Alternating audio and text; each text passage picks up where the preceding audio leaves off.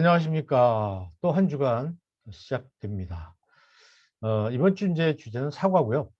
추수감사절 주간이 이제 22일부터 25일 금요일까지인데, 월요일부터 금요일까지 학교에 이제 이런 그 감사와 관련된 감사 캠퍼스를 만들기 위한 여러 가지 행사들, 이런 것들이 준비되어 있습니다. 이제 여러분 많이 참여해 주시기 바라고요.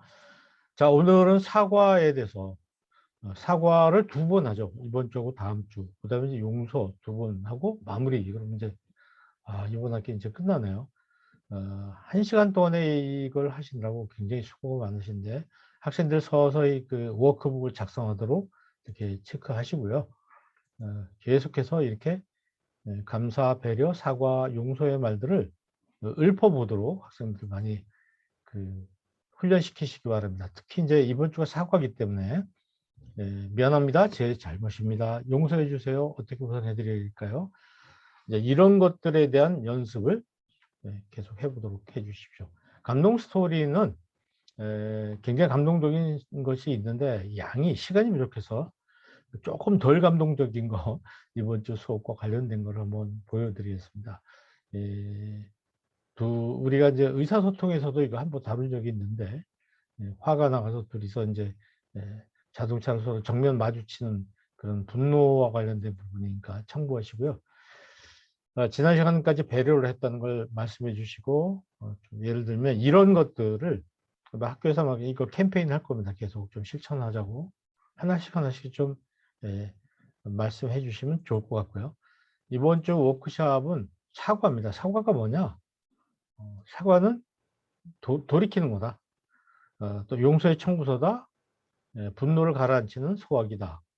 뭐 가다가 돌아오는 유턴이다. 치료제다. 스펀지다. 이렇게 이제 얘기를 해볼 수가 있겠죠. 사과가 이게 두 가지입니다. 인정하는 겁니다. 내가 잘못했다는 걸 인정하는 것과 그래서 이걸 좀 용서해 달라고 비는 것. 두 가지가 합쳐졌을 때 사과인데 둘 중에 한 가지는 사과라고 하기 어렵죠. 이번에 뭐 어느 대통령 후보 보니까 거기 가서 광주에 가가지고 사과를 했는데 사과의 내용이 없어요. 그냥 사과합니다 이렇게 하더라고요. 이런 거 잘못된 사과고 우리가 일상생활에도 자주 하죠. 그래서 이제 사과라는 건 자기 잘못을 인정하고 용서를 빈다 두 가지가 들어가야 되고, 그냥 부실을 대면서 까닭을 이렇게 말하는 변명이라고 이렇게 얘기하죠. 변명. 그래서 이제 이것을 어떻게 이 괄호를 채울 것인가 하는 것을 학생들에게 한번 이렇게 이야기하시면서 같이 답을 나누면 좋을 것 같아요. 그리고 이제 이런 사과 저런 사과가 있는데 실제로 이제 잘못된 사과가 어떤 게 있겠는가 살펴보면 사과의 여러 가지 종류를 독일과 일본의 경우를 놓고서 한번 보는 것이죠. 독일은 이런 식으로 지금 그 전쟁 일으킨 전범 국가로서의 사과를 하고 있습니다. 제가 이제 이 자료를 알아보기 위해서 여러 가지 좀 살펴봤는데 정말 다시는 이런 짓을 안 저지르겠더라고요. 일본은 어떻습니까? 일본은 여러분 잘 아시는 대로 사실 인정, 반성과 사죄, 보상과 배상, 전범자 처리, 역사 교육, 잘 안 하고 있잖아요. 거의 안 하고 인정도 안 하고 있어요. 이런 것이 이제 우리가 사과를 할 때 독일형이냐 일본형이냐 금방 알 수가 있죠. 일본형으로 사과하면 안 됩니다.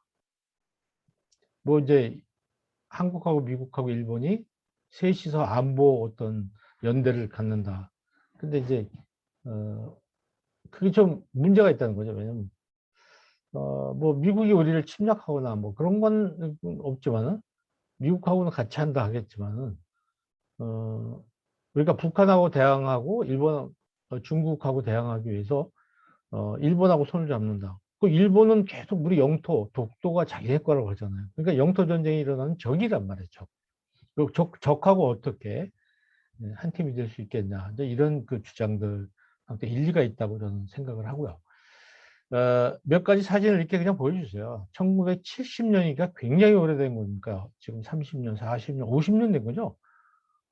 50년대 브란트 수상이 처음으로 무릎 꿇고 사죄를 한 거예요. 깜짝 놀란 거예요. 이게 예정이 없던 거거든요. 이것이 이제 전통이 돼서 독일은 1년에도 몇 차례씩 그 이웃 나라들, 피해를 준 나라들한테 가서 무릎 꿇고 빌고 그러죠. 계속해서 이렇게. 예. 보십시오. 뭐 굉장합니다. 무릎 꿇은 거 보세요. 대통령도 가서. 특히 놀라운 거는 유대인들이 이제 체포돼 가지고 가서 인제 그 가스실에 가서 죽고 그랬잖아요. 그 체포됐던 장소를 지금 계속 발굴하고 있어요. 발굴해 가지고 이렇게 이름 쓰고 언제 여기에서 체포돼서 죽었다 하는 것을 이렇게 판을 만들어 가지고 도로에다가 다 박아 놓습니다. 네. 이거 보세요. 이 정도면은 정말 이게 정말 사과하는 거 아닌가. 이런 것을 우리 학생들의 머릿속에 좀 넣어 줬으면 좋겠어요. 어쨌든 이제 그 역사를 잊은 민족에게 미래는 없다. 이게 신채호 선생 얘기가 아니랍니다. 네. 오히려 처칠이 한 얘기 같다고 지금 얘기를 하는데 우리나라는 그럼 1945년 이후에 어떤 일이 있었는가 한번 이렇게 살펴볼 필요가 있죠. 일본으로부터 해방되면서 생긴 일들. 이걸 살펴보면 좀 시간이 많이 걸리겠지만은 대충 이렇게 보면요. 우리가 친일청산 실패한 거 여러분 잘 아시고요. 그로 인해서 생긴 것이 오른쪽에 이렇게 나와 있어요. 뭐 국립묘지에 안장을 하느니 마느니 이제 이런 얘기들. 우리나라 1대에서 21대 참모총장이 전부 일본군 장교 출신이라는 거 여러분 아시잖아요.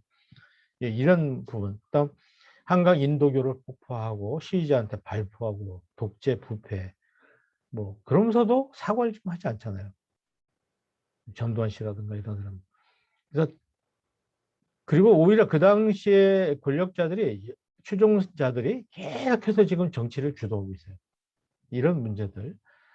그리고 이제 국가 공권력, 검찰, 경찰, 정보부 이제 이 사람들의 어떤 그 탄압으로 인해서 인혁작 사건이라든지 박종철 사건이라든지 사람 굉장히 많이 죽고 억울한 피해자가 있었고 5.18 세월호 뭐 이런 것들 사과를 제대로 하지 않아서 생기는 갈등들이 굉장히 많다는 걸 얘기를 해줬으면 좋겠습니다. 다음에 이제 시간이 나면 반민특위로 인한 사건이 어떤 것인가 KBS 그 그날이라는 프로그램 굉장히 이게 자세하게 잘 나와 있습니다. 그럼 무엇이 사과를 막는가? 요것은 사실 다음 시간 걸로 되어 있는데 다음 시간이 좀 많은 것 같아서 당겨왔습니다. 다음 학기부터는 좀 조절을 해야 될 것 같아요. 사과를 막는 벽이 뭐냐? 사과를 막는 벽은 굉장히 많습니다. 네. 이춘재 동영상 시간이 없으면 그냥 설명만 해주시고요. 무엇이 사과를 막는가? 이런 것들이 사과를 막습니다. 너무 이렇게 쉽게 공감할 수 있는 것이잖아요. 형제간에 싸웠을 때 사과하라고 그러면은 안 하는 이유가 대개 이런 것 때문에 이제 사과를 안 하는 것이죠. 어떤 사람들과 사람들이 서로 갈등하고 싸울 때도 이런 것 때문에 하지 않는다는 거. 이런 것을 우리가 넘어서야 사과를 잘할 수 있다 하는 것이 이제 이번 시간. 그리고 이제 성찰일기 등등으로 수업을 맞춰주시면 되는 것입니다. 특히 사과를 하는 말을 많이 연습시켜 주시기를 바랍니다. 자, 오늘은 여기까지 하겠습니다. 또 한 주 수고 많이 해 주십시오. 감사합니다.